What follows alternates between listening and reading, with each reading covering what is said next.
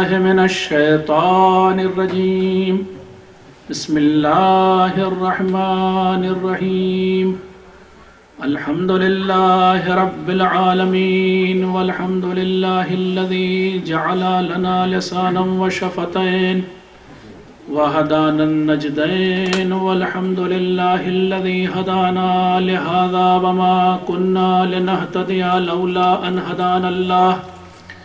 لقد جاءت رسل ربنا بالحق، ثم الصلاة والسلام على سلسلة الأنبياء والمرسلين، أولها آدم وآخرها خاتم، وفي وسطها نوح وإبراهيم وإسماعيل وإسحاق ويعقوب ويوسف ويونس وداود وسليمان وموسى وعيسى، لا سيما على أشرفهم وأفضلهم سيدنا ونبينا بالقاسم محمد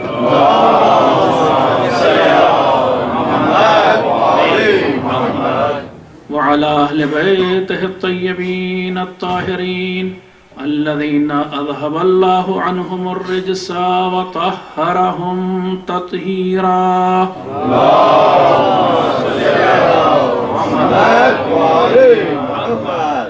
واللعنة الدائمة الباقية على أعدائهم أجمعين من الآن إلى قيام يوم الدين.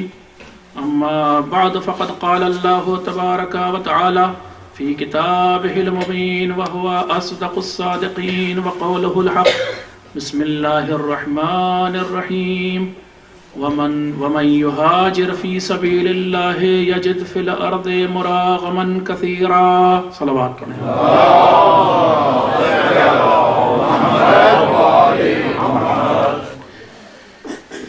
اگر آپ کو یاد ہو تو کل شب ہم لوگ تعارف بعد الہجرہ کے بارے میں بات کر رہے تھے، اور میں نے آپ کی خدمت میں صرف اس ٹرم کو، اس لفظ کو، اس اصطلاح کو آپ کی خدمت میں بس پیش کیا تھا، انٹروڈیوس کیا تھا، اور آپ کی خدمت میں عرض کیا تھا کہ تعارف بعد الہجرہ کا مطلب یہ ہے کہ انسان ہجرت کرنے کے بعد دین سے پھر جائے. اب دین کیا ہے، اسی پر کل رات بات کرتے کرتے مجلس ختم ہو گئی تھی کہ دین کس چیز کا نام ہے. ہم نے آپ کی خدمت میں عرض کیا تھا کہ دین کو لوگ محدود لیتے ہیں کہ جب دین کا ترجمہ ریلیجن کر دیتے ہیں، اور ریلیجن ترجمہ کر دینے سے بلکہ یہ کہیں کہ اس دنیا کے اکثریت دنیا کی دین کو یہ سمجھتی ہے کہ ایک ایسی چیز ہے جیسے اسپیئر ٹائم ایکٹیویٹی ہوتی ہے. اپنا ہوگا ہفتے میں ایک دن، مہینے میں ایک دن، سال میں ایک دن چرچ چلے جائیں گے، مندر چلے جائیں گے، عبادت گاہ چلے جائیں گے، وہاں پر جو بھی ہے چڑھاوا بھی چڑھا دیں گے، تھوڑا ڈونیشن دینا ہوگا وہ بھی کر دیں گے. ڈونیشن دے کر کے گویا مطلب اللہ کو برائب کیا جاتا ہے کہ ہمیں معاف کر دیں. زیادہ تر لوگوں کی نگاہ میں دین ایک ایسی چیز ہے کہ جو چار دیواری میں محدود ہوتا ہے کسی عبادت گاہ کی، اس کے باہر نہیں نکلتا ہے. لیکن اسلام اس کا بالکل برعکس ہے. اسلام دیکھیں، اگر آپ تو کل اسی پر بات کر رہے تھے کہ اسلام آپ کی زندگی کے ہر گوشے میں، ہر کونے میں، اب یہ لفظ استعمال کر رہا ہوں، گھسا ہوا ہے. ہر جگہ یہ چیز موجود ہے. ہر اسلام کا کوئی نہ کوئی حکم موجود ملے گا آپ کو. کھاؤ تو کیسے، پیو تو کیسے، اٹھو تو کیسے، بیٹھو تو کیسے، سو تو کیسے، جاگو تو کیسے، ملو تو کیسے، ہنسو تو کیسے، رو تو کیسے، ہر چیز کے بارے میں حکم ملے گا. یعنی چرچ کے باہر، عبادت گاہ کے باہر، مسجد کے باہر بھی اسلام جان نہیں چھوڑتا ہے، ایسے سمجھ لیں. لیکن اسلام کا جاننا چھوڑنا یہ آپ کی ایسی ایک کامیابی کی ضمانت ہے. اور دراصل اسلام آپ کے ساتھ، یا آپ جو اسلام کے ساتھ چمٹ جاتے ہیں، گویا یہ اخروی کامیابی کی علامت ہے. اگر ایسا نہ ہو اور اسلام چھٹ جائے، اگر اچھا گلو نہیں استعمال کیا گیا ہو اور اسلام چھٹ جائے آپ سے کہیں پر، تو پھر قرآن کی لفظیں ہیں خسرت دنیا والآخرہ، اس دنیا میں بھی نقصان اٹھائیں گے، آخرت میں بھی نقصان انشاءاللہ. تو دین کی بات کل کر رہے تھے کہ دین کن چیزوں کا نام ہے، بس دہرائے دے رہا ہوں آپ کا ذہن حاضر ہو جائے، آگے بات پھر کریں گے. دین میں نے آپ کی خدمت میں عرض کیا تھا کہ پہلی چیز، دین ایک معجون کا نام ہے جس میں بہت ساری چیزیں پڑی ہوئی ہیں. اس میں سے ایک چیز ہے عقیدہ، دوسری چیز ہے عمل. صرف عقیدہ کافی نہیں، صرف عمل کافی نہیں، اور عقیدہ اور عمل مل کے بھی کافی نہیں. آگے چلیے، علم اور آگہی جو میں نے کل پیش کیا تھا، علم و آگہی دوسری چیز. تیسری چیز ہے کہ جو پائی جاتی ہے، اور میری یہ فہرست بھی آل انکلوسیو نہیں ہے، ابھی بہت ساری چیزیں ہیں کہ جو ایڈ ہوتی رہیں گی، آپ کرنا چاہیں تو کر لیجئے گا. عقل و فراست ایک چیز میں نے آپ کی خدمت میں عرض کی تھی کہ وہ بھی دین کا حصہ ہے. آپ سے کہا جاتا ہے چیزوں کی تحلیل کرو، انالائز کرو. خبر مل گئی، قرآن مجید کہہ رہا ہے اذا جاءکم فاسق بنبأ فتبینوا. اگر تمہیں بی بی سی بھی کوئی خبر سنا دے، سی این این بھی کوئی خبر سنا دے، میں ترجمہ اپنا کر رہا ہوں، البتہ آپ نہ سوچئے گا کہ یہ B B C C N N کہاں سے آ گیا قرآن میں. اذا جاءکم فاسق بنبأ، اگر تمہارے پاس کوئی فاسق انسان آئے، گناہگار انسان آئے، جھوٹا انسان آئے کوئی خبر لے کر کے، فتبینوا، تو تم تحقیق کرو، اس خبر کو یوں ہی نہیں ایکسپٹ کر لو. قرآن کہہ رہا ہے آپ سے. تو بی بی سی اور سی این این پر، کسی بھی ایف پی اور اے پی پر بھی یوں ہی تم یقین نہ کر لو. یہ بھی دین ہے، یہ عقل و فراستی تو ہے. یہ دین کس چیز کا حکم دے رہا ہے؟ اس سے بھی آگے بڑھیں گے. کل میں بات کر رہا تھا صفائی ستھرائی، پرسنل ہائیجین سے لے کر کے ہمارے سینٹر کی صفائی ستھرائی، سب چیز دین ہے. اور آدمی کا ڈیسنٹ طریقے سے نکلنا گھر سے باہر، اسلام ایک ڈریس کوڈ بھی دے رہا ہے. آپ کو معلوم ہونا چاہیے حضرت صلی اللہ علیہ وآلہ وسلم کے زمانے میں غالباً عربوں کے درمیان آئینہ نہیں تھا، کیونکہ حالات سے پتہ چلتا ہے. تو رسول گھر سے نکلنے سے پہلے ایک تسلے میں پانی بھرا ہوتا تھا، اس میں اپنے عکس کو دیکھتے تھے، اپنی زلفوں کو ٹھیک کرتے تھے، اپنے چہرے کو ٹھیک کر کے تب باہر نکلتے تھے. یہی اسلام ہے. عطر کے سلسلے میں ملتا ہے کہ رسول اپنے بجٹ کا 1/3 حصہ 1/3 عطر پر خرچ کرتے تھے. دیکھیں یہ بھی اسلام ہے. تو صفائی ستھرائی، تمیز تہذیب پر آ کے میں نے بات ختم کی تھی کہ تمیز تہذیب بھی اسلام کا حصہ ہے. ہمیں کلچرڈ، سیولائزڈ ہونا چاہیے، ریفائنڈ ہونا چاہیے. ایک مسلمان، ایک مومن کو ریفائنڈ دکھنا چاہیے. تو بہرحال یہ ساری چیزیں اسلام ہیں، اور اس سے بھی آگے بہت ساری چیزیں ہیں جو آپ خود بھی اپنے فہرست بڑھا لیجئے گا، وہ سب اسلام ہے. اب ان تمام چیزوں میں سے کسی ایک سے پھر جانا، ابھی میں روایت پڑھوں گا اپنے بات کو سپورٹ کرنے کے لیے، ان میں سے کسی چیز سے پھر جانا، یہ جتنا میں نے بتایا، اس سے پھر جانا تعرب بعد الہجرہ ہے. آپ آئے، اپنے ملک میں رہتے تھے، وہاں پر بہرحال آپ میں ایک چاہت، ایک شوق پایا جاتا تھا کہ میں پڑھوں لکھوں، کتابیں پڑھا کرتے تھے، آپ لائبریری وہاں جاتے تھے، آپ کا لوگوں کے ساتھ، پڑھے لکھے لوگوں کے ساتھ اٹھنا بیٹھنا ہوتا تھا. وہاں پر اچھے مثلاً کہہ رہا ہوں سبق آموز اشعار، نظمیں پڑھی جاتی تھی. بہت ایسے وہاں پر ایسی بزمیں ہیں ابھی بھی. اور آپ نے وہ سب چھوڑا اور یہاں آ کر کے آپ نے سوچا کہ بہت پڑھ لیا، اب چھوڑا ہٹاؤ، کیا کریں گے اور پڑھ کے، کیا کریں گے اور جان کر کے.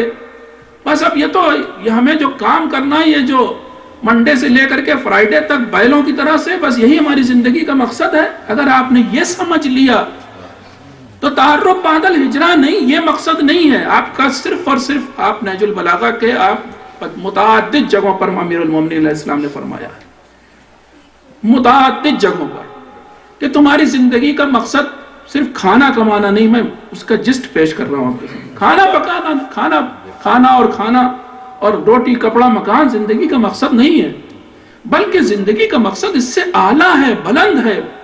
تم حیوان تھوڑی نہ ہو. حیوان اپنے لیے گھاس ڈھونڈتا ہے، علف ڈھونڈتا ہے. خود فرما رہے ہیں ایک جگہ پر، جب جناب عثمان بن حنیف کو، وہ ان کے گورنر تھے، ان کو خط لکھا تو فرمایا اَأَقْنَعُ مِن نَفْسِي بِأَن يُقَالَ هَذَا أَمِيرُ الْمُؤْمِنِينَ، کیا میں بس اسی بات سے خوش ہو جاؤں کہ لوگ مجھے امیر المومنین کہہ کے پکاریں. اور اس کے بعد اپنی صفات بیان کی ہے. کہیں کہیں پر مولا نے اپنے کو خود پیش کیا، کرنا چاہیے لیڈر کو، کیا مولا نے. تو فرمایا کہ تم دیکھو، ایک بار نگاہ تو کرو کہ میں نے کس چیز پر اکتفا کیا ہے. میں نے اس دنیا سے لباس کے نام پر 2 ٹکڑے لباس کے لیے، ایک کرتا ہے اور ایک شلوار یا پیجامہ جو بھی آپ کہیں، 2 ٹکڑے، اور کھانے کے نام پر روٹی کے 2 ٹکڑے، بس یہی میں نے اس دنیا سے لیا۔ پھر فرماتے ہیں وَمَا خُلِقْتُ، جو بات میں کہنا چاہتا ہوں، وَمَا خُلِقْتُ لِيَشْغَلَنِي أَكْلُ الطَّيِّبَاتِ، میں اس لیے پیدا تھوڑی نہ ہوں کہ اچھے لذیذ کھانے کھاؤں، یہ میری زندگی کا مقصد نہیں ہے۔ پھر آگے بھی فرماتے ہیں کہ میں ان 4 پایوں کی طرح نہیں ہوں، ان گوسفندوں کی طرح نہیں ہوں، ہمّہا علفہا، جس کی زندگی کا سارا مقصد یہ ہوتا ہے کہ وہ گھاس بہت ساری ہری کھا لے۔ تو ہم جب حیوان تو نہیں ہیں، ہم انسان ہیں، تو ہماری زندگی کا مقصد بھی بلند ہونا چاہیے۔ ایک صلوات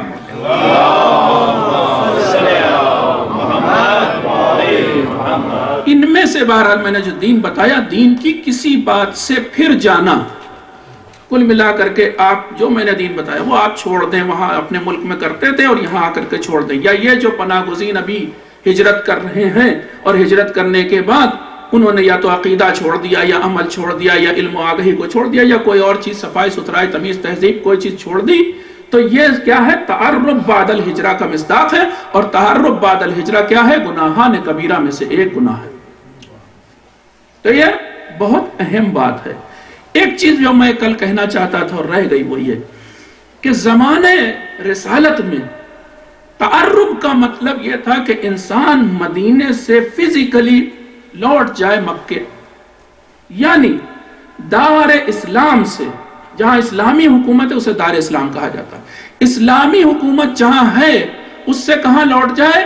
کفر کی حکومت میں باقاعدہ چل کے جائے۔ تو ایسے کو کہا جاتا تھا کہ تعرب بعد الہجرہ کیا اس نے۔ پیغمبر کی مشہور حدیث ہے کہ فرمایا لا تعرب بعد الہجرہ، دیکھو ہجرت کے بعد تعرب نہ کرنا، نہیں کیے، سختی سے منع کیا، یعنی لوٹنے سے منع کیا، لیکن بعد کے ادوار میں فزیکلی جانے کی ضرورت نہیں تھی، وہیں پر بعد بھی تو ہمارے ہاں 13 معصوم اور ہیں، وہیں پر رہتے ہی رہتے اگر کسی نے وہ اپنے عادات و اطوار ایسے بنا لیے کہ جو بت پرستوں سے یا غیر قوموں سے ملتے ہوئے تھے، تو وہ بھی تعرب بعد الہجرہ کا شکار کہا گیا۔ اس لیے تعرب بعد الہجرت کے لیے کوئی ضروری نہیں کہ آنا جانا ہو، جو میں کہنا چاہ رہا ہوں بات، اپنی جگہ پر رہتے رہتے بھی ہو سکتا ہے انسان، کوئی ضروری نہیں ہے کہ دار اسلام سے نکل کے دار کفر میں ہی جائے۔ موسٹ آف دی کیسز میں ایسا ہی ہوتا ہے کہ وہ نکل کے جائے، ہجرت کرے باقاعدہ، لیکن ہجرت بھی جیسا کہ روایات میں آیا، ہجرت 2 طرح کی ہوتی ہے۔ ہجرت ایک تو ظاہری ہجرت ہوتی، انسان بنفس نفیس جاتا ہے کہیں، اور ایک ہجرت ہوتی باطنی، جس کے سلسلے میں روایت میں آپ کے سامنے پڑھ رہا ہوں، یقول الرجل ہاجرت، کبھی کبھی انسان یہ کہتا میں نے ہجرت کی، ولم یہاجر، لیکن ہے کیا؟ سچائی کیا ہوتی؟ حدیث کہہ رہی ہے، معصوم کا قول کہہ رہا، سچائی ہوتی کہ وہ ہجرت نہیں کرتا، وہ سوچ رہا اس نے ہجرت کر لی، وہ چلا گیا یہاں سے وہاں، کیوں؟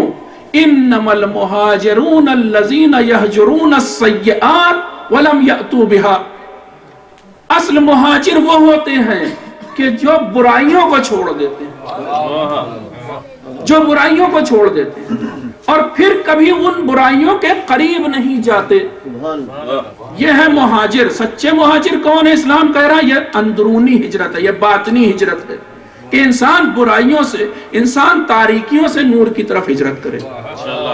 اس کے لیے اللہ گارنٹی لیتا ہے کہ اگر آپ نے ایک قدم بڑھایا تو اللہ آپ کو انشاءاللہ، اگر خلوص سے ایک قدم بڑھایا تو اللہ آپ کو تاریکیوں سے نکال کے نور کی طرف لے جائے گا۔ اللہ ولی الذین آمنوا یخرجہم من الظلمات الی النور، یہی تو گارنٹی لی جا رہی ہے کہ اللہ ان لوگوں کا ولی ہے کہ جو ایمان لاتے ہیں، پھر جب ایمان لے آئے خلوص کے ساتھ، یخرجہم من الظلمات الی النور، تو انہیں نکال کے لے جائے گا تاریکیوں سے نور کی۔ ایک صلوات پڑھ دیں۔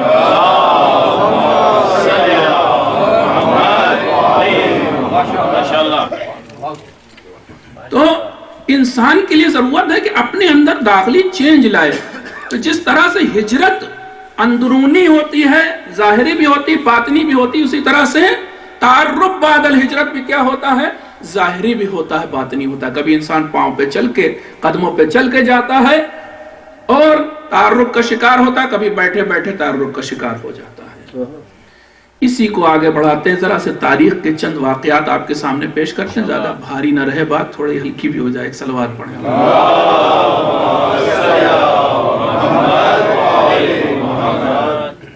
چند واقعات تاریخ کے جو سبق آموز ہیں, یوں ہی نہیں پیش کر رہا ہوں, سبق لینے کے لیے. ایک شخص ہے صحابی رسول جس کا نام سلمہ ابن اکوع. یہ شخص حجاج کے زمانے میں, حجاج بن یوسف کا دور, اس میں بوڑھا بالکل ہو چکا, اسے گرفتار کر کے لایا گیا اور اس کو پیش کیا گیا دربار میں حجاج کے. آپ کو معلوم ہے کہ حجاج بے انتہا ظالم خونخوار گورنر تھا.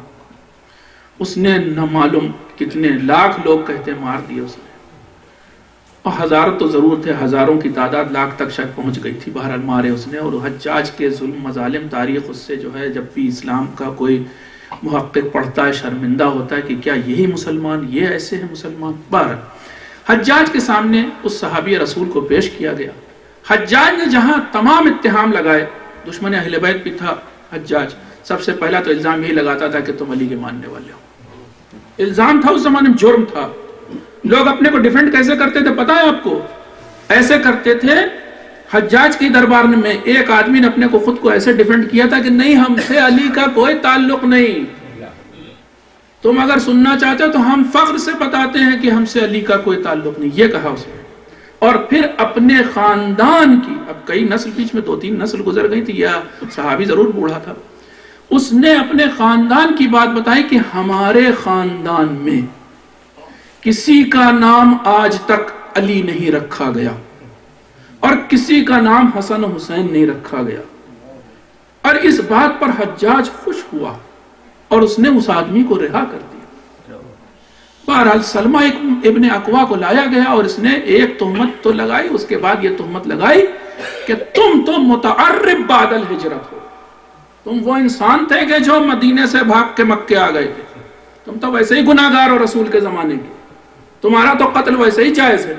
اس وقت سلمہ ابن اکوع نے کہا کہ نہیں, اور یہ روایت پھر دونوں کی کتابوں, فریقین کی کتابوں میں ریکارڈ ہوئی, اور پھر پتا چلا اور دیگر مورد بھی کہ کچھ ایسے لوگ تھے کہ جن کو رسول نے اجازت دی تھی کہ وہ مدینے سے مکے چلے جائیں, مگر یہ اسپیشل پرمیشن تھی بحیثیت ولی اور رسول و امام رسول دی تھی پیغمبر. تو سلمہ ابن اکوع نے کہا کہ نہیں, میں متعرب نہیں ہوا تھا, میں تعارف بعد الہجرہ کا شکار نہیں ہوا تھا, مجھے رسول نے اجازت دی تھی. اور بہرحال وہ سے معاف کیا گیا یا چھوڑا گیا. لیکن جو بات میں کہنا چاہتا ہوں کہ کچھ ایسے کیسز ہوتے ہیں کہ جس میں حاکم وقت, حاکم اسلامی اس بات کا اختیار رکھتا ہے کہ وہ کسی ایک آدمی کو, جو بھی اس کی وجہ رہی ہو, وہ رسول جانے کہ اجازت دے سکتا ہے کہ انسان واپس لوٹ جائے, مگر دین چھوڑنے کی اجازت پھر بھی رسول نہیں دے سکتے, ایمان چھوڑنے کی اجازت رسول پھر بھی نہیں دیتے. آگے چلتے ہیں. جناب ابو ذر کا قصہ آپ نے بہت سنا ہوگا. جناب ابو ذر کو تیسری خلافت کے زمانے میں دربدر کر دیا گیا, پھر اس کے بعد جلا وطن کیا. پہلے تو ان کو مدینے سے شام بھیجا گیا, پھر شام سے پھر مدینے بھیجا گیا, پھر آخر میں تیسرے خلیفہ نے طے کیا کہ ان کو باہر نکال دو. جلا وطن کیا گیا. تو اب بلاد اسلامی, جو شہر تھے اسلامی شہر, مدینہ, مکہ, شام, یہ سب جو مصر, ان شہروں کے بھی باہر جانا تھا جناب ابو ذر کو. حکم یہی دیا کہ باہر نکل جاؤ. اب یہ شہر سے باہر نکلنا, باہر نکلنے کا مطلب کیا ہے؟ تعارف یہاں پر کس طرح کا ہو رہا پتا ہے آپ کو؟ یہ بات میں کہنا بھول گیا, اس کو ذہن میں رکھیں. تعارف کے لیے ایک چیز اور ہے کہ شہری زندگی, ریفائنڈ لائف, سیولائزڈ لائف کو چھوڑ کر گنوار پنے کی زندگی بھی انسان اختیار نہیں کر سکتا. تعارف کا ایک مصداق یہ بھی. جناب ابو ذر نے فوراً, باہر کون رہتے تھے؟ عرب بدو رہتے ہیں. ان مراکز اسلامی کے علاوہ جو باہر رہ رہے ہیں, گاؤں میں, دیہاتوں میں, وہ بدو ہیں. تو جناب ابو ذر نے کہا کہ اگر تم مجھے ایسا کر رہا اور باہر نکال رہا, جلا وطن کر رہا, تو میں تعارف بعد الہجرہ کا شکار ہو جاؤں گا. لیکن پھر بھی زبردستی کی خلیفہ سوم نے, تو جناب ابو ذر چلے تو گئے ربضہ، مگر ہر کچھ دن کے بعد تھوڑی دیر کے لیے مدینے آتے تھے تاکہ ان کے اوپر تعرب بعد الہجرت کی مہر نہ لگ جائے، ٹھپا نہ لگ جائے۔ اس کا مطلب یہ ہے کہ بات سنگین ہے، اگر ایسا ہونے لگے تو آدمی اپنے کو بچانے کے لیے اس مصداق سے مجبور ہو جائے۔ میں اس لیے یہ پڑھ رہا ہوں، کوئی صاحب مجبور ہو جائے ایسے ملک میں کام کرنے کے لیے، اپنے اسلامی ملک سے نکل کے، مسلمان ملک سے نکل کے، جہاں پر ان کو عقیدے کی آزادی، نکل کر کے ایک ایسے ملک میں جا رہے ہیں کہ جہاں پر کفر کا بول بالا ہے، مجبور ہے۔ تو مجبور ہے، جیسے کہ خلیفہ ثالث نے مجبور کیا تھا، مجبور ہوئے گئے، تو اب آئے کچھ دن پر اپنے کو جوڑے رکھیں بلاد اسلامی سے، ورنہ تعرب بعد الہجرہ کا شکار ہو جائے۔ ایک اور واقعہ آپ کو سناتا ہوں، ہمارے اور آپ کے چوتھے امام، امام زین العابدین علیہ السلام۔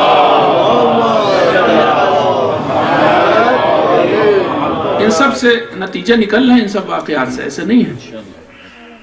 امام کے زمانے میں، وہ آپ نے مختار نامے میں بھی اب تو خوب لوگ دیکھتے ہیں کہ امام کے زمانے میں ایک شورش ہوئی، یعنی واقع کربلا کے بعد کی بات میں کر رہا ہوں، چوتھے امام کی زندگی پڑھیں آپ۔ ایک شورش ہوئی، اور وہ شورش کس کی تھی؟ عبداللہ ابن زبیر کی۔ عبداللہ ابن زبیر نے یزید کے خلاف بغاوت کی اور لشکر جمع کیا اور مکے کو فتح بھی کر لیا، پھر مدینے کی طرف بھی آ رہا۔ اب جب آ رہا تھا تو جب مکے میں حالات بنے تھے، وہ آپ جانتے ہیں کہ مکے میں بڑے برے حالات بن گئے تھے، کچھ تو کچھ تار ہوا تھا، کعبے پہ انگارے پھینکے گئے تھے، یہ سب ہوا تھا۔ اب مدینے کی طرف آ رہا ہے عبداللہ ابن زبیر کا لشکر، تو اب اس وقت لوگوں نے آ کر ہمارے اور آپ کے چوتھے امام کو مشورہ دیا کہ آپ مدینہ چھوڑ کے باہر نکل جائیے، یہاں پر جان خطرے میں ہے۔ امام نے اس نظریے کو یا اس رائے کو یہ کہہ کر رد کیا۔ اچھا، جانے سجیشن یہ تھا، رائے یہ تھی، مشورہ یہ تھا کہ مستقل چلے جائیے مدینہ سے، مدینہ میں بڑا برا حال ہونے والا۔ امام نے یہ کہہ کر کے کہ اگر میں نے مدینہ چھوڑا تو میں تعرب بعد الہجرت کا شکار ہو جاؤں گا، کیونکہ مدینے میں بہرحال مسلمان حکومت ہے، باہر جو ہے وہ تو بت پرستی ہے، وہ تو شرک ہی شرک ہے۔ اس لیے امام نے مدینہ نہیں چھوڑا۔ ایک نتیجہ اس سے بھی نکالیے، میں بار بار نتیجہ کر رہا ہوں، آپ بھی اپنا بھی کچھ کام کیجئے گا، میں آگے بڑھ رہا ہوں۔ ایک اور واقعہ سناتا ہوں۔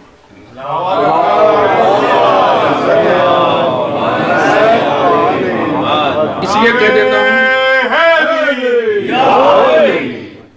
دیتا ہوں کہ بھئی بات یہ ہے کہ اگر میں ہی ہر کام کروں گا تو آپ کو پکا پکایا سب کھلا دوں گا، تو آپ کیا کریں گے؟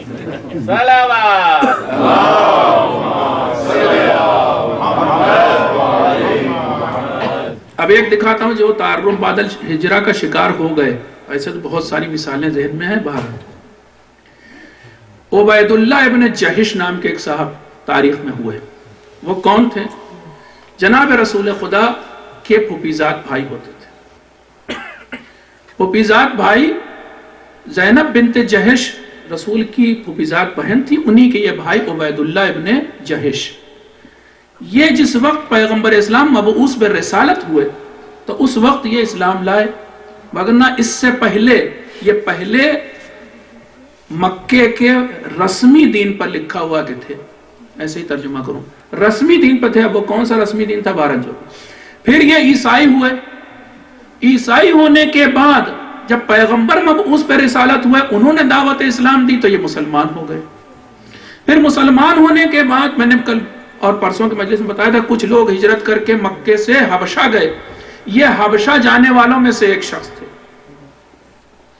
تقریباً 100 کے قریب لوگ دو ٹکڑوں میں گئے تھے، پہلے کچھ لوگ پھر کچھ لوگ، کل ملا کے تقریباً 184 بھی تعداد لکھی ہوئی ہے کہ جن لوگوں نے ہجرت کی حبشہ۔ ان میں سے ایک کون تھے؟ عبید اللہ ابن جہش۔ وہاں جانے کے بعد کچھ عرصہ رہنے کے بعد یہ خطرہ آپ لوگوں کو بھی ہے، اس لیے سنا رہا ہوں داستان۔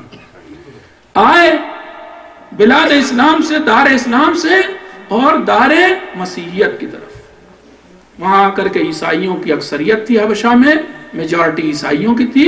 کچھ عرصے بعد ان کے ساتھ گھلے ملے، عیسائی ہو گئے۔ عیسائی ہوئے، جیسے ہی عیسائی ہوئے تو پتہ ہے آپ کو، ان کی جو بیوی تھی وہ ان کے اوپر، چونکہ وہ مسلمان تھی، حرام ہو گئی، فوراً اپنے آپ قطع تعلق ہو جاتا ہے۔ کوئی انسان اسلام سے پھرے تو پھر اب طلاق ولاق پڑھانے کی ضرورت نہیں، ہاں گیا۔ یہاں پر جو ہے وہ ویسے ہی ہے مسئلہ نکاح کا جیسے تازیوں کو دیکھ کے ٹوٹ جاتا ہے. ایک صلوات پڑھ.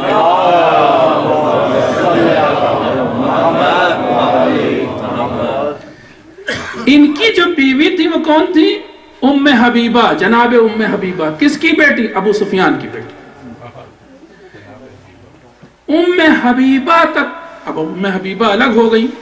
اب رسول نے پیغام کہلایا نجاشی بادشاہ کو کہ ام حبیبہ تک میری طرف سے پیغام کہو کہ میں عقد کرنا چاہتا ہوں ام حبیبہ سے.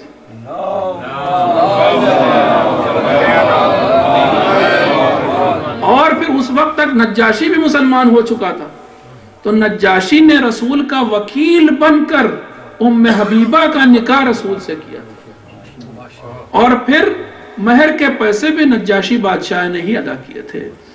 بتانا یہ چاہ رہے تھے کہ عبید اللہ ابن جہش یہ تعارف بعد الہجرہ کا زندہ جاگتا مصداق ہے، اور ہماری اور آپ کی سچویشن سے ملتے جلتی سچویشن. دار اسلام سے، یا دار مسلمین کہیں، دار مسلمین سے دار مسیحیت تک انہوں نے ہجرت کی تھی. ان کے ساتھ جو پیش آیا آپ نے دیکھا کیا ہوا. تو سمجھیں اس بات کو، سنگین ہے مسئلہ. میں ان تمام باتوں کے بعد اب آتا ہوں تاریخی مثالوں کے بعد اب فتوے کی دنیا میں آنا چاہتا ہوں کہ ہمارے مراجع کرام مجتہدین اس بارے میں کیا کہتے ہیں. 3 موٹی باتیں، ویسے بہت تفصیلی چیپٹر ہے تعارف بعد الہجرہ کا. آپ سے میں گزارش کرتا ہوں اس چیپٹر کو جا کر، انٹرنیٹ پہ وہ کتاب آغا سیستانی موجود ہے، A Code of Practice for Muslims in the West. آپ وہ کتاب جا کر کے دیکھیں انٹرنیٹ پہ. پہلا ہی chapter migration to non Muslim countries, اس چیپٹر کو پڑھیں. وہاں پر تعارف بعد الہجرت کے بارے میں آغا سیستانی کے فتوے موجود ہیں. وہ تو اس سے بھی زیادہ آگے فتویٰ انہوں نے جو دیا وہ جانتے ہیں، بہت بڑے عالم ہیں، عالم وقت ہیں، وہ جانے. انہوں نے تو یہاں تک کہا کہ ہوشیار ہو جائیے آپ، ٹورزم کے لیے بھی اگر کوئی جا رہا ہے، گھومنے پھرنے سیر سپاٹے کے لیے بھی کوئی انسان کسی بلاد کفر میں کسی کفر کی جگہ پر جا رہا اور اسے ڈر ہے کہ وہاں پر جانے کے بعد وہ بہک جائے گا تو اس کا وہاں جانا حرام ہے. اور یہ تعارف بعد الہجرہ کا مصداق ہے. وہ لوگ کہ جو معذرت کے ساتھ کہہ رہا ہوں، آپ کو شاید برا لگے لیکن میری ذمہ داری، وہ لوگ کہ جو بہاماس جانا چاہتے ہیں، وہ لوگ کہ جو لاس ویگس جانا چاہتے ہیں، خوب سمجھ لیں، خوب سمجھ لیں. اس فتوے جا کے پڑھیں، 4 بار پڑھیں، 5 بار پڑھیں.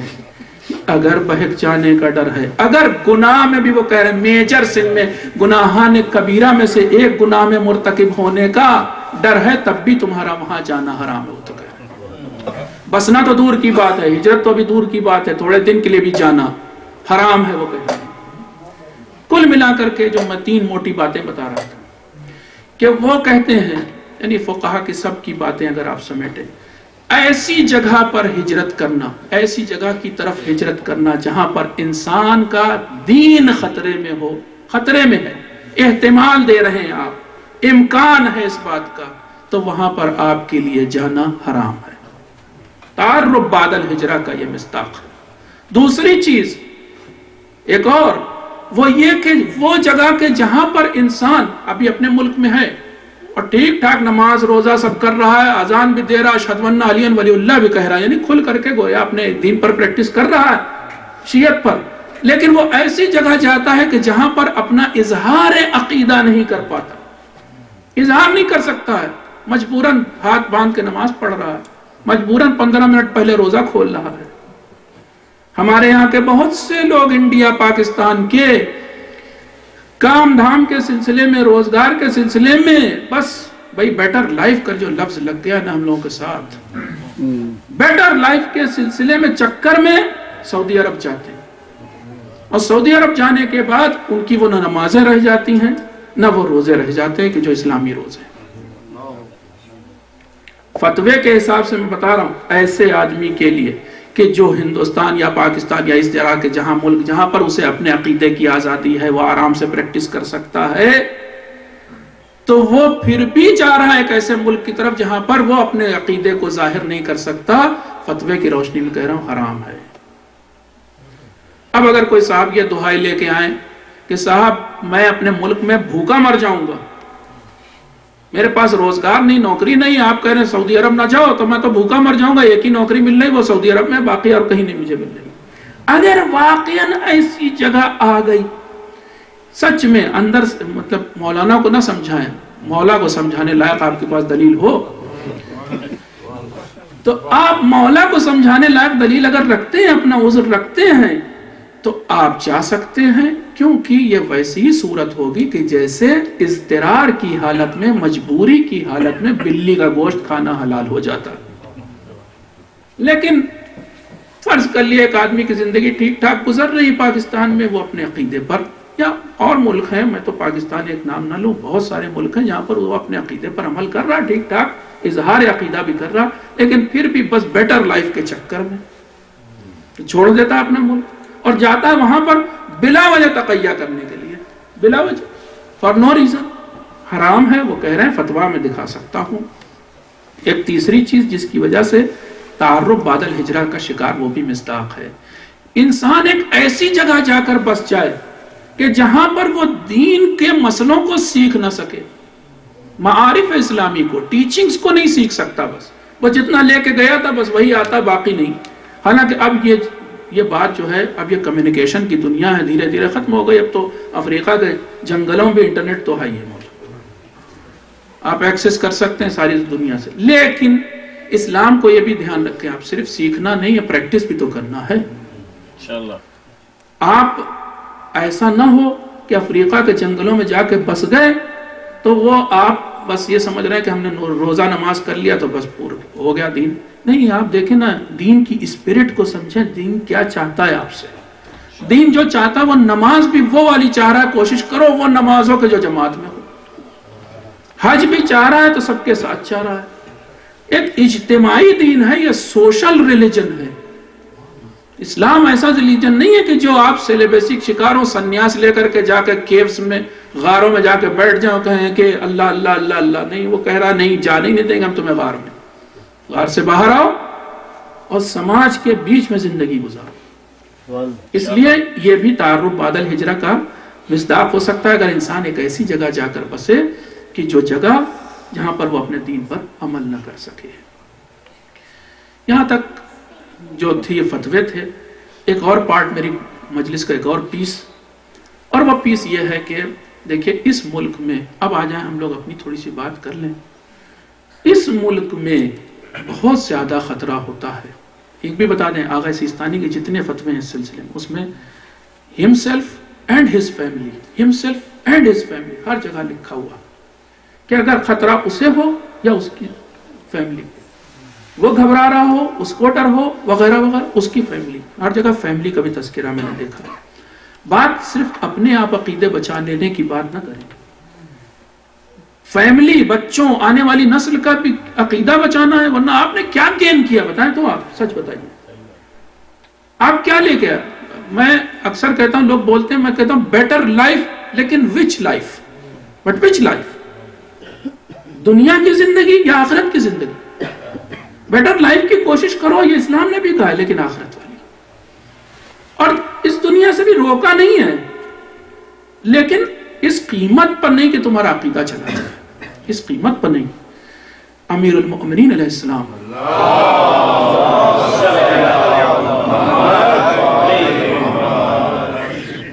نہج البلاغہ میں ایک جگہ فرماتے ہیں، ہم سے اور آپ سے خطاب کیا، دیکھیے، جان کی قیمت، ایمان کی قیمت ہے نا۔ ایک جگہ پہ کہا جان کی قیمت کے بارے میں، لَيْسَ لِأَنفُسِكُمْ ثَمَنٌ إِلَّا الْجَنَّةِ، تمہاری جان کی قیمت سوائے جنت کے کچھ نہیں ہے، تمہاری جان کی قیمت سوائے جنت کے کچھ نہیں ہے، فَلَا تَبِيعُوهَا إِلَّا بِهَا، دیکھو اپنی جان کو جنت سے کم پہ نہ بیچو، جنت سے کم پہ نہ بیچو، اگر بیچنا ہی ہے تو کم سے کم جنت لو، کم سے کم جنت لو، اور ایمان کم، ایمان بیچو نہیں۔ ایک جگہ پر اور دعائیہ انداز میں اللہ سے دعا کرتے ہوئے، راز و نیاز کرتے ہوئے امام فرماتے ہیں، یا اللہ تو نے مجھے ان گنت نعمتیں دے رکھی، ان گنت نعمتیں، میں آپ کو بھی بتا رہا ہوں، آپ کو اللہ نے کتنی نعمتیں دی، ہر سانس ایک نعمت ہے، ایک بار اندر جاتی سانس باہر آ رہی ہے، یہ بھی ایک نعمت ہے. کتنے ہیں کہ جن کی سانس اندر گئی تو باہر نہیں آئی. ہر بار جو دل دھڑک رہا ہے ہر بار ایک نعمت ہے. اور میں تو ایک کہہ رہا ہوں، ایک سانس میں امام زین العابدین علیہ السلام فرماتے ہیں 200 نعمتیں.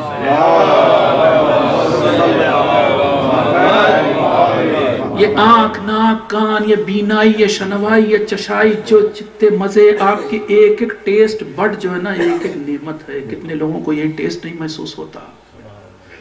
اندر کو کیا کیا ہو رہا ہے، جو کیمیکل چینجز جس کے سے ہمیں خبر بھی نہیں جس کی، وہ ہر چینج ایک نعمت. کون کون سے ہارمون ریلیز ہو رہے، کیا کیا ہو رہا ہے، ہر چیز نعمت. یہ تو ظاہری نعمتیں ہیں. اس کے بعد باطنی نعمتیں، اور ان میں سب سے بڑی نعمت وہ گنا نہیں رہا ہوں میں، ان میں سب سے بڑی نعمت ایمان کی نعمت. اس سے بڑی کوئی نعمت نہیں. آپ اندر جو لیے بیٹھے نا، یہ جو دنیا اسی کی دشمن ہے ساری. جس دن یہ نعمت چھوڑ دیں گے دنیا کی دشمنی ختم ہو جائے گی. اس نعمت سے زیادہ کوئی نعمت قیمتی نہیں ہے. امام فرما رہے دعا میں، یا اللہ تو نے مجھے انگنت نعمتیں دی ہیں، لیکن اگر ایک دن طے ہو جائے، قرار پائے ایسا کہ تم مجھ سے ان میں سے کوئی ایک نعمت لے لے، تو وہ کون سی نعمت ہوگی؟ میں آپ سے پوچھتا ہوں، کون سی نعمت آپ دینا چاہیں گے؟ آپ کو گاڑی دی، بنگلہ دیا، نوکری دی، کیا کیا نہیں دیا اللہ نے. آنکھ دی، ناک دی، سب کام دیا، اولاد دی، بیوی دی، بچے دیے، پتہ نہیں کیا کیا دیا سب. اب ان میں سے کیا دینا چاہیں گے آپ؟ ہم اور آپ ہوتے تو بڑا سوچ میں پڑ جاتے. امام فرما رہے ہیں اگر طے پا جائے کہ بھائی نعمت تو تیری دی ہے اور تو لینا چاہے گا، تو اگر ایک نعمت لینی تو سب سے پہلے مجھ سے حیات کی نعمت لے لے. کیا واقعا بہت سمجھ بوجھ والی بات کہی. اس حیات کی نعمت کے بعد گاڑی کی نعمت کا کیا کریں گے آپ؟ گھر کی نعمت کا کیا کریں گے؟ حیات کی نعمت گئی، آنکھ کو کیا کریں گے بھائی؟ حیات کی نعمت گئی، کان لے کے کیا کریں گے؟ حیات کی نعمت گئی، اولاد لے کے کیا کریں گے؟ کچھ نہیں چاہیے پھر آپ کو. لیکن ایک نعمت کہتے کبھی نہ لینا ہے میرے مالک، کبھی نہیں لینا، اور وہ میرے ایمان کی نعمت.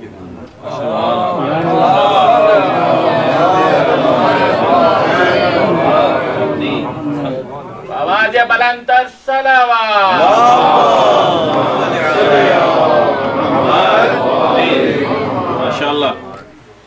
کبھی نہیں لینا وہ نعمت. تو بہرحال ہمیں اور آپ کو اس ملک میں، اب تو آپ ہجرت کر چکے ہیں، اکثر یہی بات سامنے آتی ہے جب ایسے بات کریے آپ، تو بھائی ہم تو ہجرت کر چکے ہیں، اب کیا ہے ہمیں کرنا. تو آپ کو میں نسخہ پرووائڈ کرنے جا رہا ہوں. باقی آپ فتویٰ پوچھیں تو آپ مجتہدین سے، اپنے مراجع تقلید سے. مگر میں تھوڑی روشنی، آپ یہ نہ سوچئے کہ میں بتا رہا ہوں آپ کی شرعی ذمہ داری مجھے سن کے نہیں ختم ہوگی. میں ڈسکلیمر دے رہا ہوں، آپ کو پوچھنا جو ہے وہ اپنے مرجع تقلید سے پوچھیے. ہاں، لیکن جو میری سمجھ میں آ رہا سجیشن ہے اور کچھ نہیں ہے، وہ یہ کہ اپنے اس ایمان کو حفظ کرنے کے طریقے ڈھونڈیے. اور ابھی روایت پڑھوں گا، آج شاید تھوڑی سی مجلس ذرا سی لمبی ہو جائے، معاف کیجیے، 5-10 منٹ.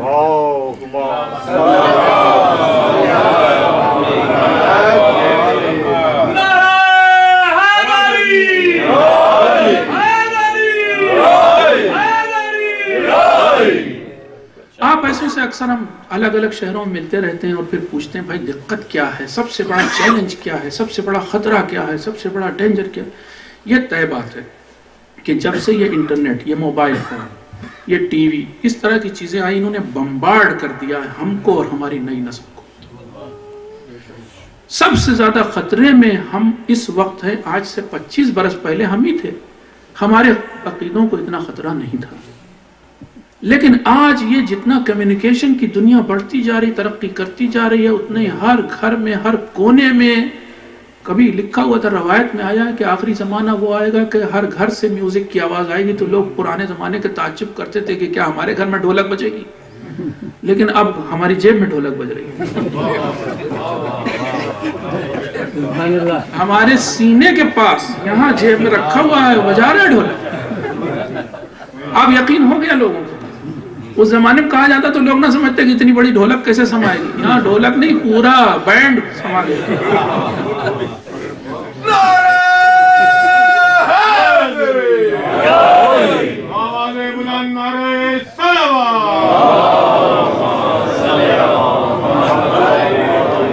اس میں کوئی شک نہیں جو میں کہنا چاہ رہا ہوں، چیلنج بہت بڑا ہے، لیکن چیلنج کو آپ تبھی فیس کر سکتے ہیں کہ جب آپ کے اندر ایک تو پہلی چیز منصوبہ بنتی، سمجھ بوجھ ہو، ہم میں اتحاد ہو، تبھی ہو سکتا ہے سب مل کے سامنا کریں گے۔ یہ وہ والا ہے سب سے زیادہ خطرناک والا جہاد ہے، یہ جہاد اکبر ہے۔ کیا تھا وہ نفس سے جہاد کرنا؟ نفس سے جہاد کیا مطلب ہے کہ اندر سے گھس کے لڑ جائیں گے؟ نہیں، مطلب یہ کہ باہر جو شیطان کے بہکاوے ہیں ان سے لڑنا ہے۔ تو وہ شیطان کے بہکاوے والا جہاد وہ احد اور بدر سے رسول کہہ رہے ہیں بڑا ہے، بہت بڑا جہاد ہے، اس کو لڑنا ہے، اور وہ سب مل کے لڑیں گے تبھی لڑ پائیں گے۔ آپ لوگ اکثر دعائی دیتے ہیں کہ یہودی قوم دیکھیں کتنی آگے ہے، تو وہ آگے ہیں، واقعاً آگے ہیں، تو ان کے کچھ چیزیں ہیں جو ہمیں سیکھنی چاہیے۔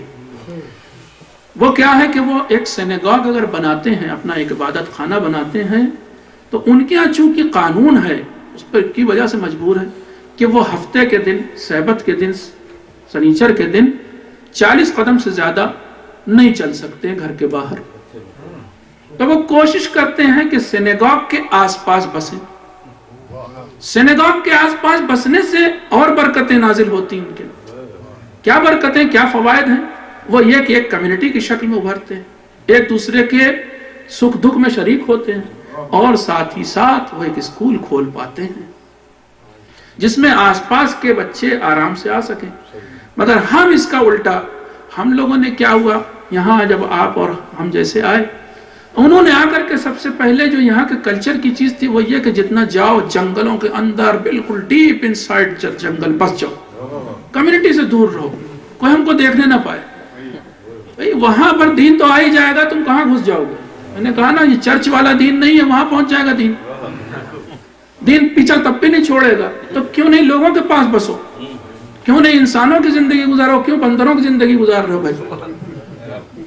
ہاں یہ واقعی حیوانی صفت ہے کہ آپ چلے جا رہے ہیں جنگل میں، بعض ایسے گھروں میں، اسی امریکہ میں ہم گئے ہیں لوگوں کے کہ اسپیشل روڈ، اپنی پرائیویٹ روڈ پر جا کر کے تب ان کا گھر تھا، کمیونٹی سے دور، یہودی کمیونٹی کے قریب۔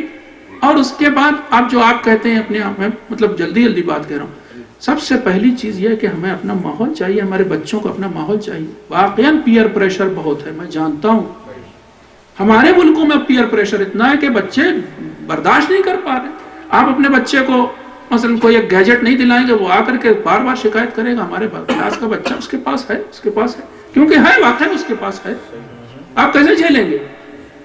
جب تک آپ یہ سچویشن رہے گی کہ آپ کا بچہ، آج بھی بات ہو رہی تھی اسی سلسلے میں، جب تک آپ کا بچہ دو تین بچے مسلمان اور وہ سارے بچے گورے وہ کالے، اور ان کے پاس گیجٹس ہیں، ان کے پاس خرافات بھی ہیں، جب ان کے ساتھ رہے گا تو ایک دن بیچارہ وہ بھی بچہ ہی ہے، ایک دن اسی میں پڑ جائے گا۔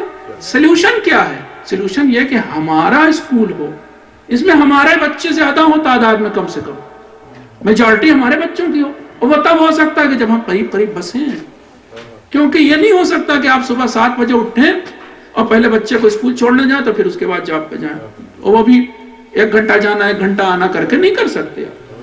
پاس ہوتے تو ہم ایسا کرتے، ہم ایک دوسرے کے بہت کام آتے۔ یہ چیز ہمیں یہودیوں سے سیکھنی چاہیے۔ اور آس پاس بس کر کے سب سے زیادہ کہہ رہے تھے ایک صاحب کہ ہائی اسکول میں مشکل ہوتی ہے، واقعی کئی جگہ یہ بات کہی گئی ہے، ایک جگہ نہیں کئی جگہ، ہائی اسکول سب سے زیادہ بری چیز۔ ہم نے اب تک میں نے میرے علم میں نہیں ہے کہ ہم نے امریکہ میں کوئی قاعدے کا ایک ہائی اسکول کھولا، نہیں کھولا۔ کیوں نہیں کھولا بھائی؟ ہم میں سے ایسے ایک ڈاکٹر صاحب ہمیں ملے تھے، ان کے پاس 50 ایکڑ زمین ہے اور بیچارے دینے کے لیے تیار ہیں، کہہ رہے ہیں کہ کوئی ایسا اسکول کھل جائے، کوئی ان کو پوچھ نہیں رہا اپنی کمیونٹی کا۔ بہرحال اگر کھولا جاتا، ہمارے یہاں کچھ سلوشن ہیں ایسے، ہندوستان میں اس کو آزمایا گیا تو اس سے مسئلہ حل ہوا۔ ایک بورڈنگ اسکول کھول لیا، آپ اپنے بچے کو ہائی اسکول میں وہیں پڑھائیے، بورڈنگ اسکول میں، وہاں پر اپنا ماحول دے پائیں آپ، کچھ پیسہ خرچہ ہوگا تو ہم بے جا خرچے بہت سے کرتے ہیں، وہاں پر جا کر کے اس پیسے کو لگائیں۔ ہمارے پاس فنڈز کی کمی نہیں ہے، صرف فنڈز کو صحیح چینل کرنے کی ضرورت ہے۔ یہ بھی ہم آپ کو بتا دیں، فنڈز کی کمی نہیں ہے، الحمدللہ ہم بہت سارے بے تکے کاموں پہ لگاتے ہیں۔ اتنا پیسہ ہے الحمدللہ کہ ہم لگا سکیں صحیح اس پہ، لیکن نہیں لگاتے ہیں. تو بہرحال اس مسئلے کو حل کرنا چاہیے.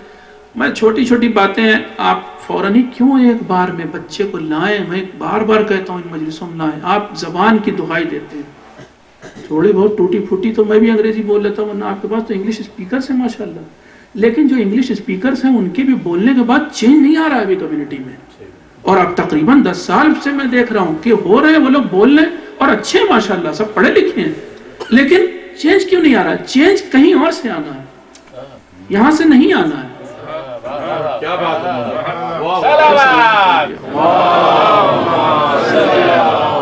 نعرہ تکبیر، نعرہ رسالت، نعرہ حیدری، حیدری، حیدری، نعرہ صلوات.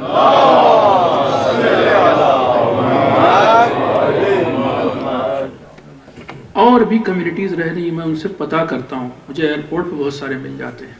پوری کئی بار ہوا ہے کہ سکھ پوری وہ جو منڈلی کہی جاتی ہے وہ طبلہ سارنگی کے ساتھ، وہ ان کا دین ہے، گرمکھی گروانی گاتے ہیں، آتے ہیں یہاں کے چرچز میں اور آ کر کے وہ پوری ٹیم آ کر کے اس نے گایا وایا، 3 مہینہ 6 مہینہ رہتے ہیں کبھی کبھی، اور اس کے بعد انڈیا چلے جاتے ہیں.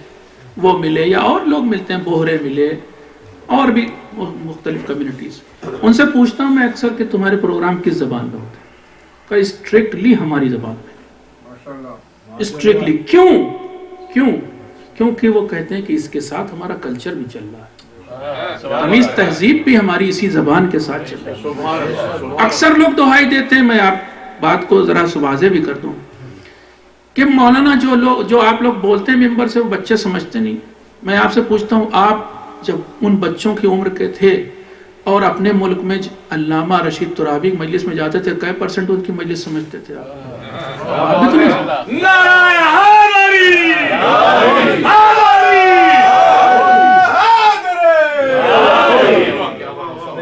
شروع میں مجھے یاد ہے، میں اپنے بچپن کی بات بتا رہا ہوں، میں پہلے تبرک کی خاطر جاتا ہوں. اچھا آج تبرک ملے گا کھانے پینے کے لیے، رسول میں اس کے لیے اسلام نے منع تو نہیں کیا. بھئی بچے ہیں، بچے کی نیت کھانے پینے پہ ہے. شروع میں تبرک کے لیے آتے تھے، اس سے تھوڑا بڑے ہوئے تو ماتم کا جوش تھا. انرجی ہوتی جوان کے اندر، نوجوان کے اندر، اس انرجی کو کہیں نکلنا چاہیے. آپ یہاں نہیں نکالیں، کہیں اور نکل جائے گی. ماتم کے شوق ختم ہوا تو یہ تو مجلس بھی کچھ پڑھ رہے ہیں، مولانا لوگ واہ واہ کر رہے ہیں، اور بیٹھ کے دیکھیں کیا ہوتا ہے. پھر بیٹھنے لگے، پھر بیٹھ کر کے کچھ سمجھ میں آئی 10% 20%. پھر وہ ایک موقع آیا کہ جب ہمیں مجھ جیسے کو مثلا 70% بھی سمجھنے آنے لگے. لیکن یہ ایک دن میں معجزہ نہیں ہوا تھا. آپ کہتے ہیں کہ آپ مولانا میں چاہ رہا ہوں آج اپنے بچے کے ساتھ آپ کی مجلس کو ڈسکس کروں گا. ارے بھاری چیز ہے بھائی اس کے لیے.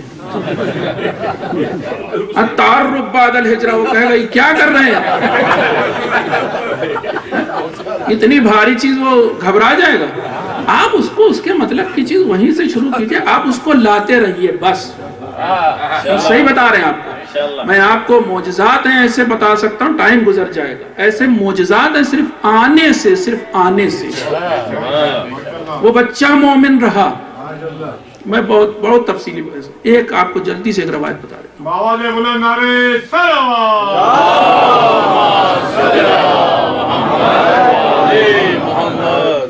پیغمبر کے زمانے میں، یہ سب سوچ کے نہیں آئے تھے آپ لوگ، بس کہہ دیتے ہیں تو پڑھ دیتے ہیں. پیغمبر کے زمانے میں ایک نوجوان تھا جو پیغمبر کے پیچھے ہر وقت جماعت میں شرکت کرتا تھا، نماز پڑھتا تھا. نوجوان، مگر ساتھ ہی ساتھ ہر خرافات میں شامل تھا، ہر برا عیب اس میں پایا جاتا تھا. پیغمبر سے لوگوں نے آ کے شکایت کی، جو آپ سے مصافحہ کرتا ہے نا، یہ آپ کو پتہ نہیں ہے. آپ کو پتہ نہیں، لکھنؤ زبان میں جیسے اس نے کہا ہے یہ بڑے وہ ہیں. پیغمبر نے پوچھا بھائی کیا سمجھا ونجھا؟ بس ایک بات پوچھی، یہ بتاؤ نماز تو پڑھتا ہے نا؟ کہا ہاں نماز تو آپ ہی پیچھے آ کے پڑھ رہا ہوں، 5 وقتہ نمازی. کہا بس ایک دن پھر ایسا آئے گا کہ اس کی نماز اسے برائیوں سے روک لے گی.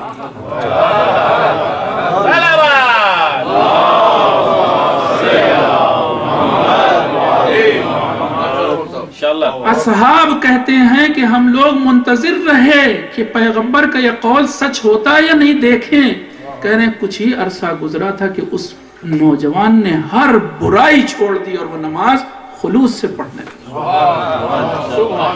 आप एक काम पे बच्चों को लगाने की कोशिश कीजिए, आप ब्राइब कीजिए कि बेटा नमाज पढ़ोगे $1 इनाम, जो भी तरीका उसका जायज ब्राइब। हाँ, कि मतलब आप ऐसा गैजेट लाने का वादा ना करें जो नाजायज हो खुद ही।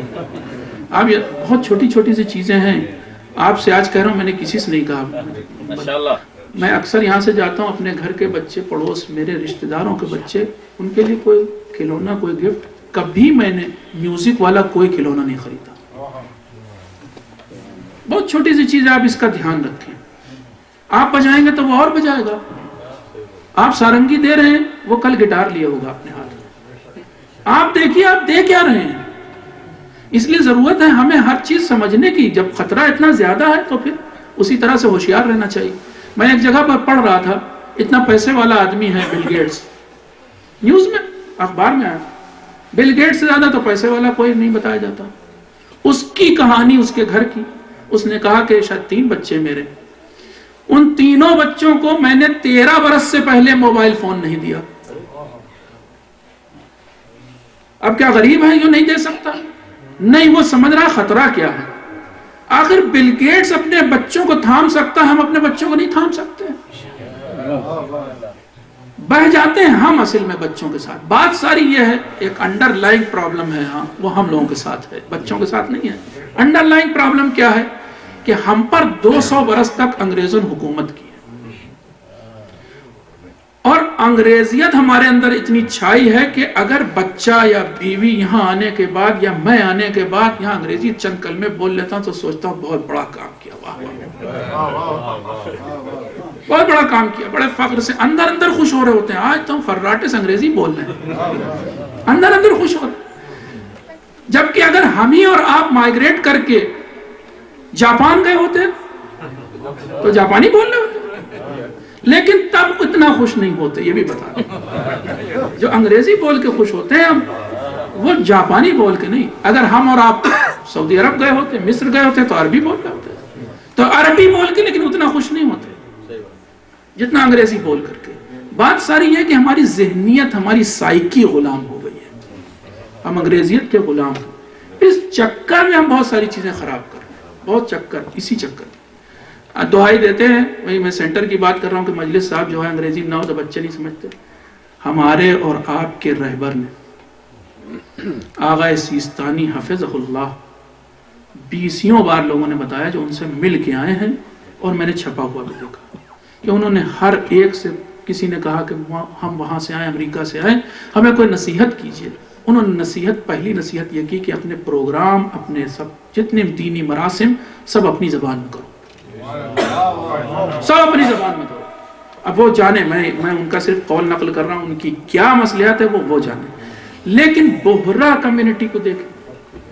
बोहरा आप जानते हैं, दाऊदी बोहरे जो होते हैं, सैयदना बुरहानुद्दीन, जो अभी जिनका इंतकाल अभी हाल ही में हुआ, सैयदना बुरहानुद्दीन ने, मुझे पता है कुछ बोहरे लोग कन्वर्ट होकर शिया हुए, उन्होंने बताया, और वैसे मुझे एयरपोर्ट में बड़ी अच्छी अच्छी मुलाकातें होती हैं, जहाज के अंदर बड़ी अच्छी अच्छी मुलाकातें।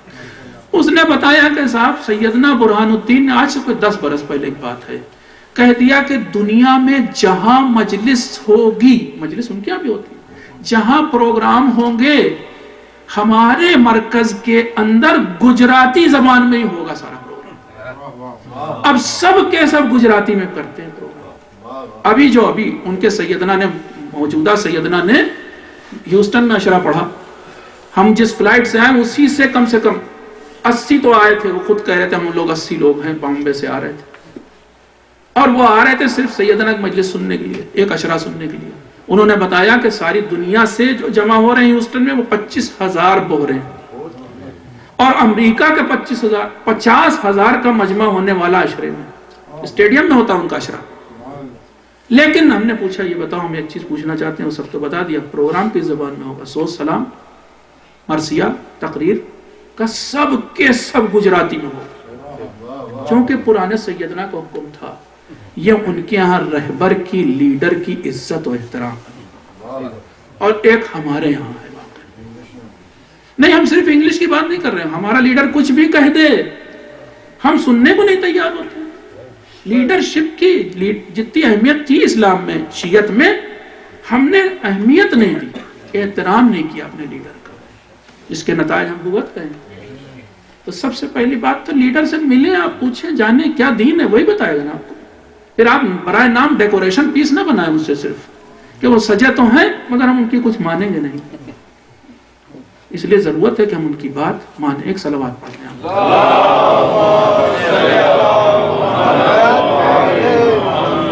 بس آخری بات میں ایک صاحب وہی بتانے لگے، میں نے کہا آپ ہی اگر گئے ہوتے جاپان ابھی، وہاں پر میں ہانگ کانگ میں بتاؤں، ہانگ کانگ میں میرے ساتھی قم میں پڑھے ہوئے میرے ساتھ کئی ایسے ساتھی ہیں کہ جنہوں نے ہانگ کانگ میں بھی عشرہ ایک کے بعد ایک کئی عشرہ پڑھا.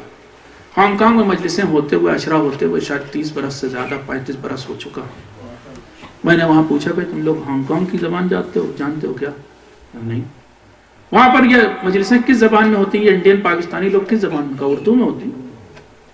آپ پتہ کر لیجئے جہاں جہاں ہم مائگریٹ کیے ہیں، صرف آپ امریکہ ہی تھوڑے نہ آئے، پاکستانی انڈین لوگ کہاں کہاں نہیں گئے، ان سب نے کیا وہاں کی لوکل لینگویج میں پروگرام کرنے شروع کر دیا؟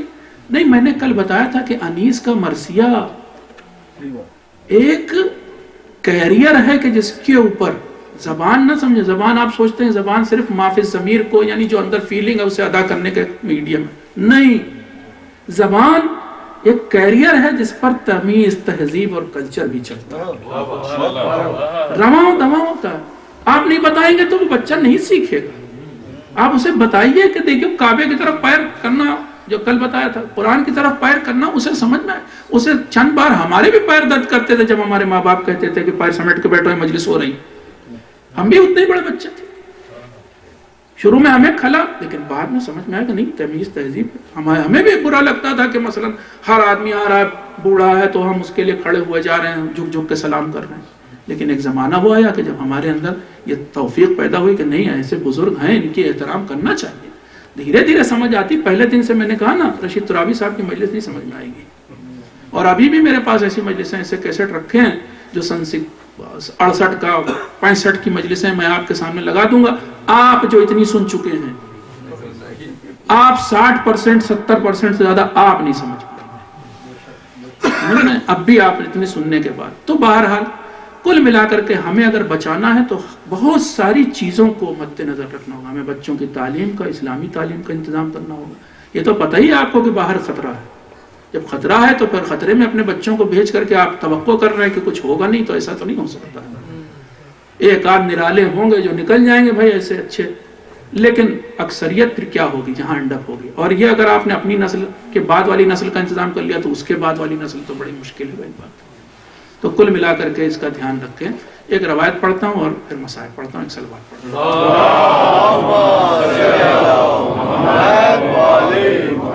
روایت اس لیے پڑھ رہا ہوں کہ آپ کو اپنی ذمہ داری سمجھ میں آئے.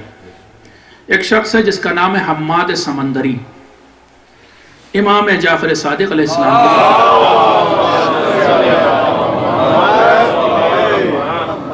محب ہے، چاہنے والا ہے. امام کی خدمت میں آیا، کہتا قلت لأبی عبداللہ علیہ السلام، میں نے امام کی خدمت میں عرض کیا کہ انی ادخل دار الکفر، میں بہت سے موقعوں پر ایسی جگہ جاتا ہوں، سفر کرتا ہوں کہ جو دار کفر ہے، جہاں پر کفار ہیں. لوگ مجھ سے کہتے ہیں اِنَّا مِنْ عِنْدِنَا یقولون، کچھ ایسے لوگ ہیں جو ہمارے اندر ہے، ہماری قوم کے لوگ مجھ سے کہتے ہیں کہ اگر تم وہاں مر گئے تو تم انہی کے ساتھ، انہی کافروں کے ساتھ روز قیامت محشور کیے جاؤ گے. مولا بتائیے کیا ایسا ہے؟ مولا نے فوراً یہ نہیں کہہ دیا کہ نہیں ٹھیک کوئی بات نہیں. امام نے پوچھا یہ بتاؤ جب تم وہاں جاتے ہو تو کیا ہماری تعلیمات کو یاد رکھتے ہو؟ اور صرف یہیں پہ بات نہیں ختم کی. تعلیمات کو یاد رکھنا یعنی اسلام کی، حقیقی اسلام کی تعلیمات پر عمل کرتے ہو، یاد رکھتے ہو. پھر یہی بات ختم نہیں کی، وَتَدْعُوا إِلَيْهِ، اور کیا لوگوں کو انوائٹ کرتے ہو ان تعلیمات کی طرف، پریچ کرتے ہو، تبلیغ کرتے ہو؟ کہا ہاں میں کرتا ہوں، وہاں جاتا ہوں، تعلیمات کو یاد پہ رکھتا ہوں، لوگوں کو بھی، ان کفار کو بھی، ان غیر مسلموں کو بھی بلاتا ہوں تعلیمات کی طرف، اس اہل بیت کی تعلیمات کی طرف، حقیقی اسلام کی طرف. अब फिर पूछा इमाम ने, और जब तुम अपने शहर में रहते हो, जब इस्लामी शहरों में रहते हो मुसलमान, तो क्या तब भी तुम हमारी तालीमात को याद रखते हो और लोगों को बुलाते हो? कहा नहीं, यहाँ लोगों को नहीं बुलाते हैं, बहरहाल अमल तो करते हैं। कहा फिर अगर तुम वहां जाओगे और मर जाओगे तो फिर तुम उम्मत इस्लामिया के साथ रोज क़यामत मशहूर किए जाओगे। वयसआ नूरुका बैन यदैक, और रोज क़यामत तुम्हारे सामने एक नूर चलेगा। इस रवायत को तो मैंने पढ़ दिया, वसाइल शिया की 10 नंबर जिल्द में आई है और मौजूद है, भारत तारुफ बादल हिजरा का ही चैप्टर है। लेकिन इस रवायत से एक नतीजा, आपका इस मुल्क में रहना तभी सही ठहराया जा सकता है जब 2 बातें हों। जस्टिफाइड आपका रहना तभी हो सकता है कि जब 2 बातें हों। एक ये कि आप अपने दीन को बचाएं, अपने ईमान को बचाएं, दूसरे ये कि इस्लाम की तबलीग करें, डायरेक्ट इनडायरेक्ट हर तरह से। मैं देखता हूँ बहुत सारे शहरों में गया हूँ, वहां पर ठहरा हुआ हूँ किसी साहब के साथ, अभी शाम को मजलिस पढ़नी, दोपहर में शनिचर का दिन है, इतवार का दिन है, क्रिश्चियन मिशनरीज आ रहे हैं, मुझे फ्लायर थमा रहे हैं, समझ रहे हैं, दरवाजा खटखटा रहे हैं, दे रहे हैं लोगों को। वो कर सकते हैं, आप नहीं कर सकते। आप फौरन कहेंगे नहीं मौलाना मेरे बस की बात नहीं। अरे वो जो आया था ना, उससे मैंने पूछा तुम क्रिश्चियनिटी के बारे में मुझे कुछ बताओ, थोड़ी देर के बाद वो 4 जुमले 10 जुमले के बाद वो खत्म हो गया। वो इंडियन था इत्तेफाक से, समझ रहे हैं। वो कोई पढ़ा लिखा उनका आलिम, कोई फाजिल इंसान नहीं आया था, आम आवाम में से। उसने कहा अगर तुम इससे ज्यादा जानना चाहते हो आ जाओ चर्च, प्रीस्ट से पूछ लो। यही आप भी कह सकते हैं, ये भैया फ्लायर है, ये बेसिक तालीमात है, इस पर अमल करो, ज्यादा चाहते हो आ जाओ। और सिर्फ ये तो डायरेक्ट तबलीग है, इनडायरेक्ट तबलीग, जहां आप रह रहे हैं, जहां आप काम कर रहे हैं, आप जहां बिजनेस है, जहां आपका वर्क है, जॉब है, वहां पर अपने अमल से तबलीग कीजिए। कूनू दुआतन नास बिगैर अलसिनतिकुम, हजरत इमाम जाफर सादिक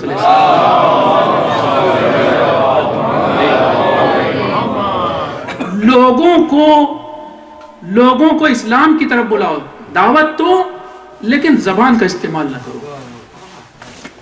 अगर जबान ले ली जाए हमसे तो क्या हम तबलीग नहीं कर सकते? फरमा रहे हैं, यानी बताना चाह रहे हैं कि तुम अपने किरदार से, ईमानदारी से, सच बोलने से, काम जिसके लिए कर रहे हो उसके साथ वफादारी करने से तुम लोगों को इस्लाम की तरफ दावत दो।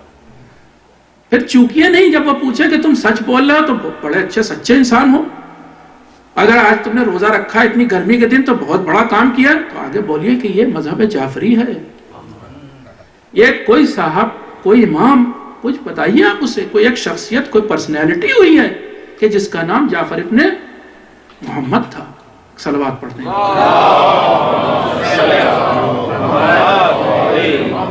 फिर क्रेडिट खुद ना लीजिए कि मैं बड़ा ईमानदार हूं।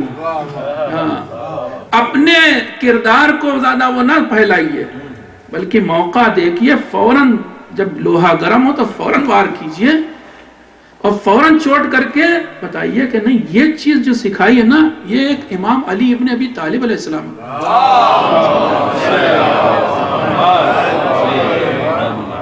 ये बहरहाल आज की तारुफ बादल हिजरा की बहस थी। और अगर आपको, वही कह रहा हूँ, यहाँ रहना है तो ये काम अगर आप नहीं करेंगे, अपने और अपने फैमिली के अकीदे को नहीं बचाएंगे, इस्लाम को प्रीच नहीं करेंगे, तबलीग नहीं करेंगे, ये भी याद रखें, ये तबलीग जो है ये हम लोग गलत समझ बैठे हैं। हमारे यहाँ शियों में कोई प्रीस्ट क्लास नहीं होता है, सब बराबर है, अम्र बिल मारूफ नहीं अनिल मुनकर सब पर वाजिब है, कोई प्रीस्ट क्लास नहीं है। और तमाम मज़ाहिब में तकरीबन एक क्लास अलग है जिसका नाम है प्रीस्ट क्लास। लोग समझ बैठे हैं, हमारे यहाँ भी जैसे एक मिसकंसेप्शन ये था कि दीन जो है वो चर्च के अंदर है, इबादत गाह के अंदर है, मस्जिद के अंदर है। वैसे ही एक और गलत फहमी ये है कि हम अगर तबलीग किसी करनी है तो मौलाना साहब करेंगे, उनकी जिम्मेदारी है। नहीं, मौलाना साहब की नहीं, आपकी भी जिम्मेदारी, हर बालिग और आकिल की जिम्मेदारी है, हर मुसलमान की जिम्मेदारी है कि वो दीन को फैलाए, सच्चे दीन को बताए। जब ऐसा माहौल हो कि जब हर तरफ दहशतगर्दी का माहौल गर्म हो, उस वक्त बताइए कि नहीं, इस्लाम में कुछ ऐसी शख्सियात हैं 14 कि जो सुलह आश्ती का, मेहरबानी का, हमदर्दी का पैगाम दे गई। موقع ہوتے ہیں، آپ کو چرچ میں بلایا جاتا ہے اکثر تقریر کرنے کے لیے، اسکولوں میں بلایا جاتا ہے، بچے کے اسکول میں کہا گیا اسلام کے بارے میں بتاؤ، ہم کیا بتائیں گے؟ ارے بھائی آپ نہیں بتا سکتے، مولانا صاحب سے پوچھ کے جائیے، 2 پریزنٹیشن انٹرنیٹ سے ہی لے لیجیے، بتائیے جا کر کے کہ بتائیے کہ اسلام کیا چیز ہے۔ پہنچانا ہے تو ان لوگوں کی طرح پہنچائیے کہ جنہوں نے ہاتھ بندھے تھے،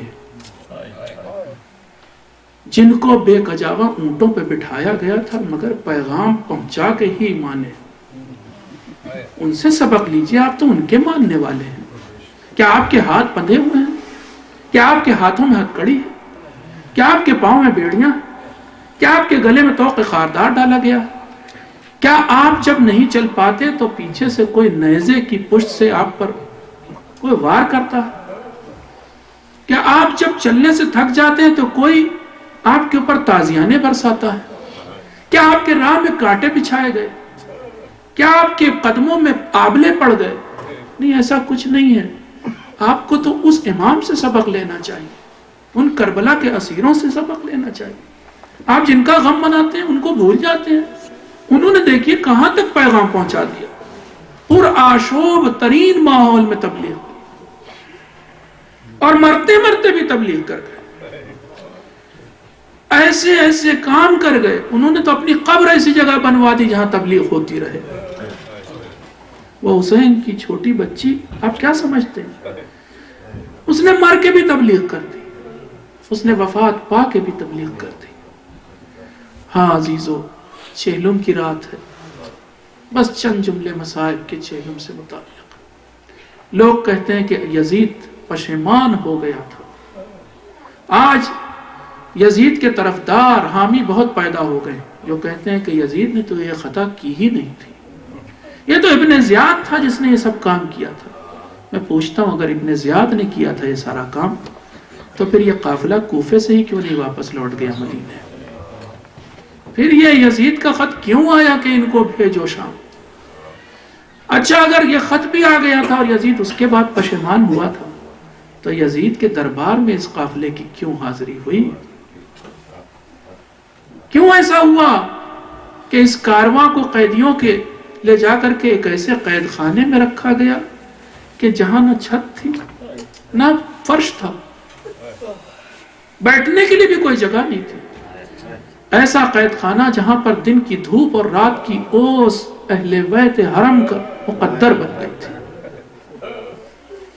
لوگ کہتے ہیں یزید پچھتایا تھا، نہیں، جھوٹ ہے یہ بات۔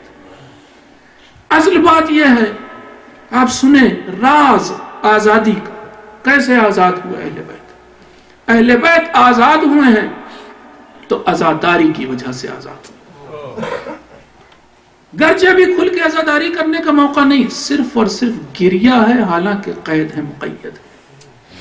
اتنا روئے کہ ہر بار یزید کے محل تک آواز پہنچ جاتی تھی، اس ملعون کی نیندیں حرام ہو گئیں، اور اس لیے بھی وہ نہیں سو پاتا تھا کہ جب بھی آنکھ بند کرتا تھا لیٹتا تھا، جب بھی سونا چاہتا تھا سامنے رسول خدا آ جاتے تھے، پا برہنا، ننگے سر پہ خاک پڑی ہوئی، اور ایک سوال کرتے تھے، یہ بتا کہ میرے حسین نے تیرا کیا بگاڑا تھا؟ آنکھ بند کرتا تھا تو مولا متقیان آ جاتے تھے، وہ بھی آ کر کے یہی پوچھتے تھے، یہ بتا کہ میرے لال نے تیرا کیا بگاڑا تھا؟ اور اگر جاگ رہا ہوتا تھا تو اس کے محل کے پشت سے کسی خاتون کے رونے کی آواز آتی تھی، پریشان ہو گیا تھا، سو نہیں پاتا تھا، جاگ نہیں پاتا تھا۔ جب گھر سے نکلتا تھا، محل سے نکلتا تھا تو محل کے پاس ہی ان اسیروں کو قید کیا گیا تھا، تو ان کے گریے سے بے چین ہو جاتا تھا، آخر میں تنگ آ گیا تو اس نے بلایا ایک دن امام زین العابدین کو، اے سید سجاد، آج اگر تم ہم سے کوئی 3 چیزیں مانگو گے تو ہم تمہیں دے دیں گے۔ امام نے دیکھا کہ آج ایک دم رویہ بدلا ہوا۔ یہ بھی بتا دیں آپ کو کہ امام کی کئی بار حاضری ہوئی ہے اس کے دربار میں، ہر بار بلاتا تھا اور امام کا دل دکھاتا تھا، ہر بار بلاتا تھا کوئی نہ کوئی ایسی حرکت کرتا تھا کہ جس سے امام بے چین ہو جاتے تھے، بے قرار ہو جاتے تھے۔ آج بلایا تو کہہ رہا ہے کہ نہیں، پہلے تو حکم دیا، अपने सिपाहियों को कि इनकी हथकड़ी काट दो, बेड़ी काट दो, तोक काट दो। इमाम का तोक, हथकड़ी, बेड़ी कट गया। इमाम परेशान हुए, शायद इसका इरादा, शहादत से नहीं डरता था हमारा इमाम, शायद इसका इरादा मुझे कत्ल करने का है। और जब उसने कहा कि 3 कोई चीज मांगो तो मैं दूंगा, तो सबसे पहले चीज क्या कही, अगर देख तेरा इरादा मेरे कत्ल का है तो इन खवातीन को किसी के साथ मदीने भेज, मेरे बगैर ये जिंदा नहीं रह पाएगी। मेरे दिलासे के बगैर मेरी मां रबाब कैसे जिंदा रहे, जब तक मैं ना सब्र दिलाऊंगा मेरी पुपी कैसे रहेगी जिंदा। उसने कहा नहीं, मेरा इरादा आपको कत्ल करने का नहीं है। कहा फिर दूसरी चीज मांगिए। जवाब दिया, अगर दूसरी चीज मेरी ख्वाहिश ही पूछता है, देरी ना ख्वाहिश है, मुझे मेरे बाप का सर दिखा दे, मैं एक बार अपने बाप को देखना चाहता हूं। जवाब दिया, है सैयद साजिदीन, ये नहीं मुमकिन है, ये नहीं हो सकता, आपको सर नहीं दिखा सकते। अलबत्ता एक रवायत कहती कि सर दिखाया, दिखाया। तीसरी चीज इमाम ने कहा कि अगर मुझे कुछ मेरी ख्वाहिश ही पूछ रहा है तो जो हमारा लुटा हुआ सामान है वो वापस कर, हमारा माल व असबाब लौटा दे। और जब वो माल व असबाब लौटने लगा अजीजों, तो अजब मंजर था। यह भी कहा रवायत ने कि तमाम शुहदा के सर भी आए, और अगर ये रवायत ना भी मानी जाए तो वो असबाब आया, वो माल आया। क्या था उस माल में? यजीद ने पूछा, ये बताइए कि वो तो लुटा पिटा माल है, जला हुआ सामान है, उसे क्यों वापस चाहते हैं? कहा, यजीद तुझे पता नहीं, मेरी दादी का एक रुमाल है और एक चादर है, मैं उसे लेना चाहता हूं तुझसे। दे दिया गया सामान, आ रहा है वो सामान। एक रवायत में लिखा है कि एक कुर्ता आया जो खून से लथपथ था। कौन सा कुर्ता? जो हुसैन के तन से उतारा गया था बाद शहादत। किसी ने यजीद से कहा कि ये कुर्ता भी क्या दे दिया जाए। अब यजीद की शायद पहली बार निगाह पड़ी थी उस कुर्ते पे। कहा, ये किसका कुर्ता है? सिपाहियों ने बताया, ये हुसैन का कुर्ता है। कहा, हुसैन तो हुकूमत के लिए दावा कर रहे थे। अरे ऐसा इंसान तो लिबास फाखरा पहनता, ये तो बड़ा पुराना फटा हुआ कुर्ता है, बड़ा बोसीदा कपड़ा इसका। जवाब दिया, ये हुसैन ने आखिरी वक्त पहना था इसलिए कि ये बतौर एक कफन बाकी रहे लाश पर। अजीजों, वो कुर्ता जब जनाब ज़ैनब के सामने लाया गया, जब जनाब उम्मे कुलसूम के सामने लाया गया, जब जनाब रबाब के सामने लाया गया तो कोहराम मच गया, क्योंकि कुर्ते में सिर्फ खून ही नहीं था, कुर्ता छल्ली हो गया था, सुराख ही सुराख थे।